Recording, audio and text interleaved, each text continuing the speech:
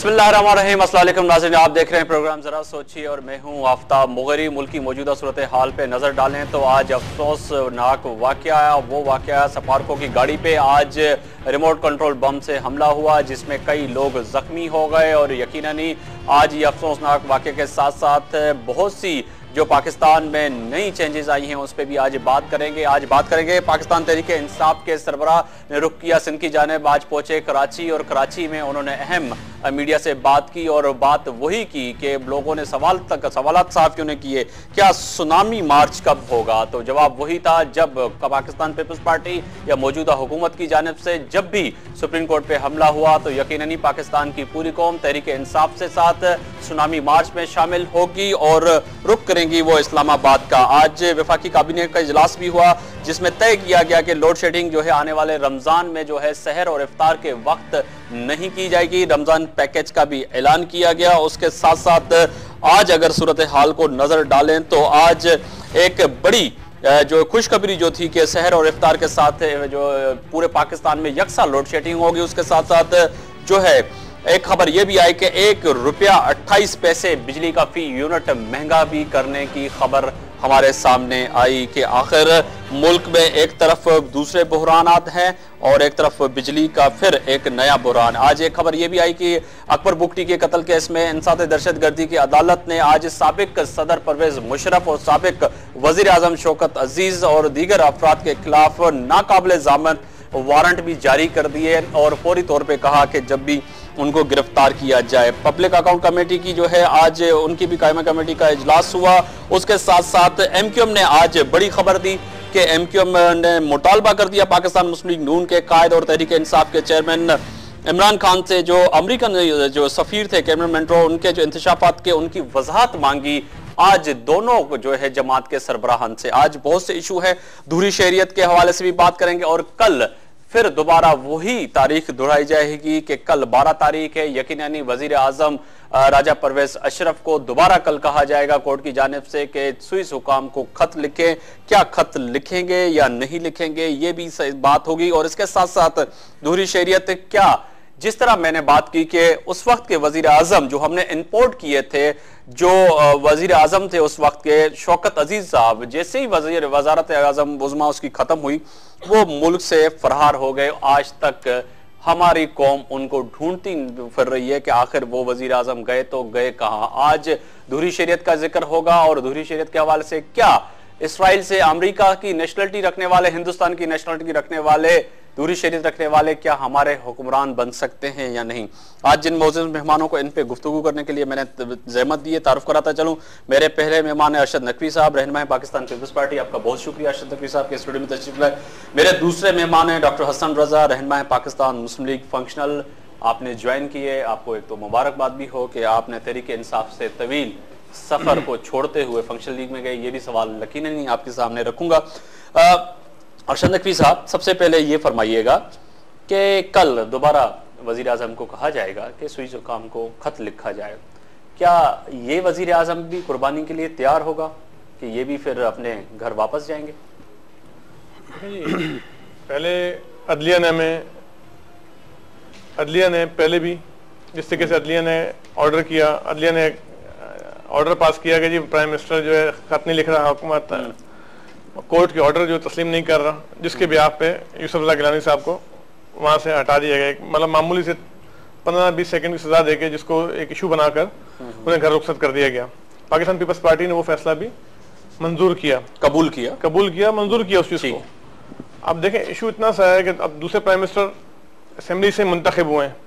कोई peoples party ने घर से मुंतखब करके उन्होंने खड़ा नहीं कि असेंबली में बाकी दीगर जमातें भी शामिल हैं। दीगर जमातों के कंसेंसस के साथ और मतलब भारी अक्सर साथ प्राइम मिनिस्टर जो है राजा परवेज अशरफ साहब बने। जहां तक खत का ताल्लुक है, ये पार्टी का डिसिप्लिनरी मामला है हमारा पीपल्स पार्टी का। पीपल्स पार्टी की पार्टी में अंदर जो कोर कमेटी में या जो ऊपर डिसीजन होगा उसके पाबंद प्राइम मिनिस्टर साहब भी हैं। ठीक है जी, नंबर 1। नंबर 2, एक इन्वेस्टिगेशन ऑफिसर जो है वो एक लेटर लिख रहा है। एक स्विस कोर्ट का एक जो जैसे हमारे मजिस्ट्रेट है उस तरह एक आदमी लेटर लिख रहा है। उस लेटर को आप बेस बनाकर इतना बड़ा इशू बना रहे हैं उस चीज को कि मुल्क के करोड़ों रुपए आप इस चीज पे जाया कर रहे हैं। स्विस मामलात के ऊपर अभी तक पिछली हुकूमत ने मुशर्रफ दौर के अंदर कितना पैसा बर्बाद नहीं हुआ, कितने लोग यहाँ से इन्वेस्टिगेशन करने नहीं गए, उनका भी हिसाब करें ना। कोर्ट खाली बैठ कर यहाँ स्टे ऑर्डर देना है या कोर्ट ने ऑर्डर कर देना, ये चीजें बेहतर नहीं लगती। आप अवामी, हम जिस मुल्क और कौम जिस बुरान से गुजर रहे हैं, आप मजीद बुरान में डालने की कोशिश की जा रही है उसको। आया खाली एक खत लिखने से क्या इशू बन जाएगा? वो तो सवाल आपसे भी यही है ना कि क्या बन यही मैं कह रहा हूं, अगर आप क्या साबित कर, देखें एक चीज है, किसी शख्स को किस चीज की स्वाबदी है, कुछ प्रायोरिटीज दी गई है प्रेसिडेंट ऑफ पाकिस्तान को या प्राइम मिनिस्टर को, तो उस प्रायोरिटीज को, गवर्नर्स को, उसको उस प्रायोरिटीज पे आप कायम रहने दें। हर चीज का, हर शख्स को बराबर कर दें। कल हो सकता है कि मैं भी सू करना शुरू कर दूं किसी के ऊपर, हर सू के ऊपर आप लेटर उठाना शुरू कर देंगे। आज खुद नोटिस जो है आप लेने की बात करते हैं, खुद नोटिस जो है आज तक पाकिस्तान के अंदरूनी मामलात में कहीं नहीं लिया गया।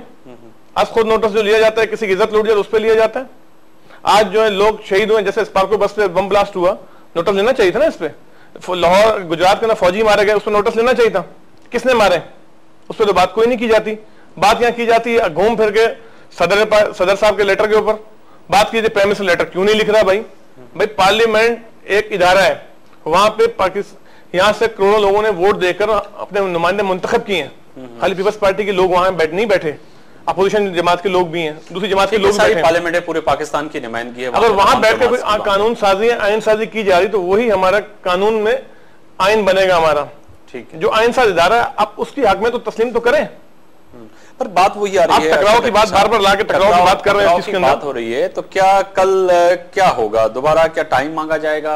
आज यकीनन ही सदर साहब ने भी एक इजलास भी हुआ और वफाकी काबीना के भी इजलास हुआ है। क्या तय पाया है? कोई ऐसी खबर या कोई ऐसी बात? ऐसी कोई बात नहीं है। प्राइम मिनिस्टर साहब कल जाएंगे कोर्ट जी, जो चीफ जस्टिस साहब या दीगर बेंच के लोग ऑर्डर करेंगे उस पर देखा जाएगा। पार्टी बैठ के दोबारा उस पर सोच विचार करेगी और देखें क्या मामला है। हम अदलिया से टकराव नहीं चाहते। देखें, इसी अदलिया को बहाल करने के लिए पाकिस्तान पीपल्स पार्टी के 40 वर्कर शहीद हुए शहर के अंदर। इसी अदलिया को, चीफ जस्टिस को बहाल करने के लिए इस्लामाबाद में हमारे लोग बम ब्लास्ट में शहीद हुए, हमारे कैंपों में बम ब्लास्ट हुआ, कहीं और तो नहीं हुआ। सही बात। हमारे लोगों ने शहादतें दी हैं। हम उस फूल को या उस गुलदस्ते को कैसे खराब करेंगे जिसको हमने खुद लगाया? डॉक्टर हसन रजा साहब, आपकी तरफ आऊंगा। ये फरमाइएगा, एक तो आपने जो है पाकिस्तान मुस्लिम लीग फंक्शनल लीग को ज्वाइन किया, फंक्शनल लीग को, और तहरीक इंसाफ से आपका बड़ा पुराने वर्कर भी थे, तहरीक इंसाफ के लिए आपने बड़ी जद्दोजहद भी की। पर बात यह है कि पाकिस्तान मुस्लिम लीग फंक्शनल का वाज़ेह तौर पे इस वक्त मौक़िफ़ है कि दूहरी शहरियत पे आप अपने इत्तेहादी होने नाते पीपल्स पार्टी से साथ नहीं देंगे।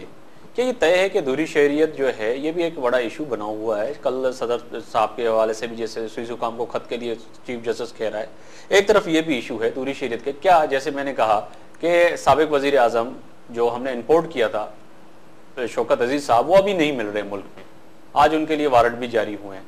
दूहरी शहरियत वाला क्या तय है कि वो हमारा हुक्मरान बन सकता है, पाकिस्तान के फैसले कर सकता है, आइन साइजी कर सकता है? आफ्ताब साहब, पहले तो मेरे ख्याल में आपने जो जिक्र किया तहरीक इंसाफ के तवील सफ़र का, तो हम एक पाकिस्तान जो है हमारा मुल्क है, हम इसको एक मजबूत और खुशहाल देखना चाहते हैं, जो आम पाकिस्तानी शहरियों का एक सोच है और ये अमलन भी देखना चाहते हैं। तो तहरीक इंसाफ में जहाँ हम गए तो एक नजरिया के साथ गए। इमरान खान साहब की क़यादत में 17 साल हमने मुसलसल पार्टी के लिए काम किया और वहाँ पर भी उसूल के ऊपर हमारी जंग हुई, जो इश्यूज हैं उनके ऊपर हुई। ठीक है। और अभी खान साहब हमारे लिए मोहतरम हैं, मैं पार्टी छोड़ चुका हूं और उन्होंने भी एक मौक़िफ़ दिया कि पार्टी का मेरा मौक़िफ़ नहीं सुना, जो इख्तिलाफ थे। मुझे एक शिकवा है कि पार्टी और इदारों की बात हम करते हैं, आइन की बात करते हैं, अगर मेरा मौक़िफ़ सुना जाता।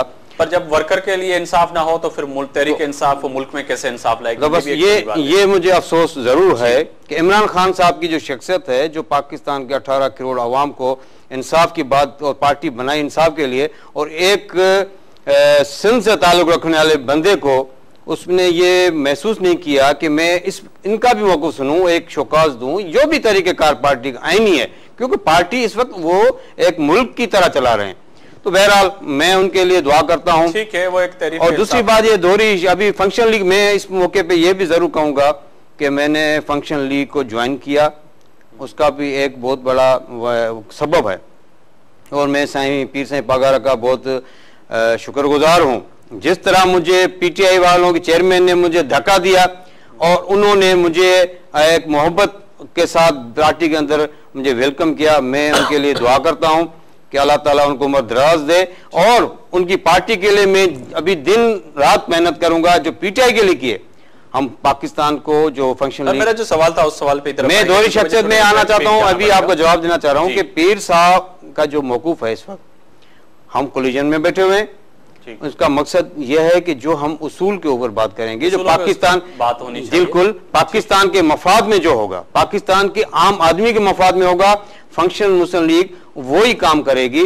दोहरी शख्सियत जो है चंद लम्हों के लिए। छोटा सा ब्रेक पे जा रहे हैं, ब्रेक पे आएंगे तो यकीनन जब पाकिस्तान की मफाद की बात होती है तो बहुत से मफादात भी हैं कि क्या पाकिस्तान मुस्लिम लीग फंक्शनल क्यों नहीं साथ दे रही अपने इत्तेहादी पाकिस्तान पीपल्स पार्टी का इस दोहरी शरीयत पे, उनके क्या तफज़ात हैं। वापस आएंगे तो यकीनन हम ये डॉक्टर हसन रजा और अरशद नकवी साहब के सामने बहुत से सवाल रखेंगे और आप भी हमें ज्वाइन करेंगे बज़रिया टेलीफोन। आप भी सवाल उठा सकते हैं कि दोहरी शख्सियत वाला शख्स क्या हमारा हुक्मरान बन सकता है या नहीं। यकीनन छोटे से ब्रेक के बाद इसी इश्यूज पे खुशामदीद नाज़रीन, और यकीननी ब्रेक के दौरान भी मेरी अरशद नकवी साहब से बात हो रही थी कि ड्यूल नेशनलिटी के हवाले से, और इमरान खान के साहब के उस बयान पे भी जिक्र हो रहा था कि पाकिस्तान में इलेक्शन में हक लड़ने का सिर्फ पाकिस्तानी पासपोर्ट रखने वालों को है और किसी को नहीं। और उसके साथ साथ मैंने भी बात की एक बड़ी अहम बात कि जब आप हलफ उठाते हो अमेरिका के लिए, उनके जो है वफादारियों का हलफ उठाते हो, और उसके साथ कनाडा के साथ आपने हलफ उठाते हो वफादारियों के लिए और उन ममालिक के लिए जिनसे आप वहां की नेशनलिटी लेते हो, तो क्या पाकिस्तान की वो कौम, वो अवाम, वो आइन और वो पार्लियामेंट क्या ये हक रखती है वो लोग जो ड्यूल नेशनलिटी रखते हैं और हम पे ही हुक्मरानी करें? ये भी एक अहम सवाल है जो यकीनन अपने मौजूद मेहमानों से करेंगे। और आप बज़रिया टेलीफोन हमें ज्वाइन कर सकते हैं और आज ड्यूल नेशनलिटी पे आप सवालात उठा सकते हैं और वफाकी काबीना का जो फैसला है उस पर भी आप बात कर सकते हैं।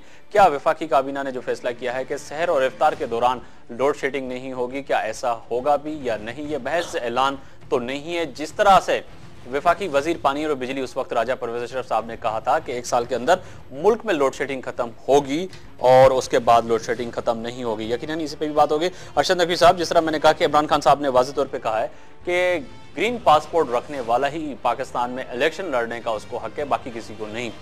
क्या ड्यूल नेशनलिटी जो है एक बड़ा एक इशू बन गया है? क्या आज हमारा इशू यही है, ड्यूल नेशनलिटी, सुईस हुकाम? मुल्क में और भी बड़े मसाइल हैं जो अवाम के लिए हैं। ये नहीं है जिसमें हम डिस्कस कर रहे हैं आज।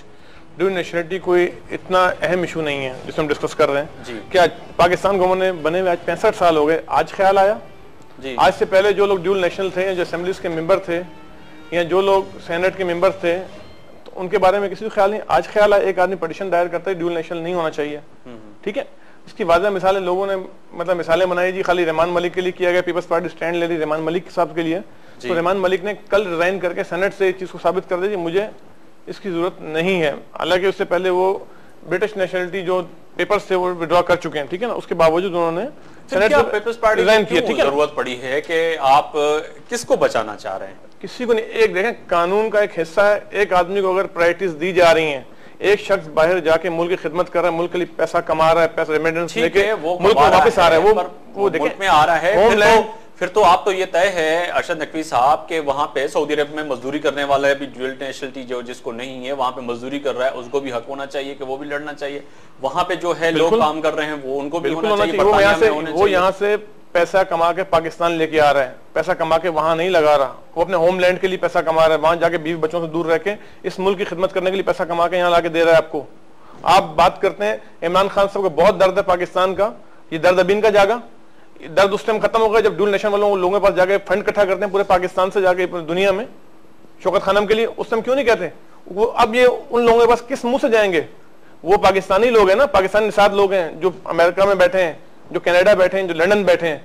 अगर पाकिस्तान इमरान खान को पैसा देते हैं शौकत खानम के लिए, इसलिए कि पाकिस्तान में लगे वो चैरिटी का पैसा, वो किस मुंह से इमरान खान उनके पास जाके बात पैसे मांगेंगे? ठीक है, नंबर इस वक्त नहीं है, एक छोटा सा इशू और दूसरा, इतनी बेवतनी इनकी जागरी डिक्टेटरशिप की मिसाल तो